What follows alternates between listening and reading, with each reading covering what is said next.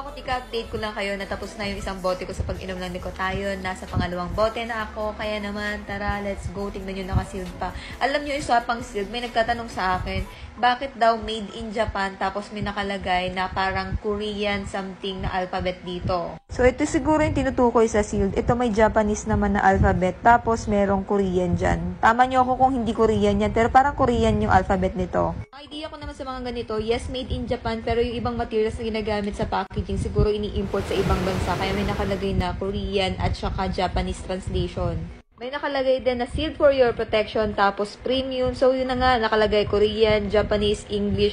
Iba-iba man yung translation niya. Pero makakasigurado naman kayo na made in Japan talaga to. Then, pag binuksan yung takip, makikita dito, sealed for your protection, tapos Nicotian. Share ko lang, nakita ko kasi sa content ng CEO. Nicotian pala, ibig sabihin, Neko means cat, Tion means white. Siyempre, ang pangalan ng CEO natin is Cat Melendez. Pag pinagsama, white cat. Share ko lang, napanood ko lang eh. So, ito po yung kanyang capsule. Sa mga nakaka-take ng Nicotian for 1 month, ano naman pong experience nyo? I-comment nyo naman po sa ating comment section. Yun lang, mga kabutika. Bye!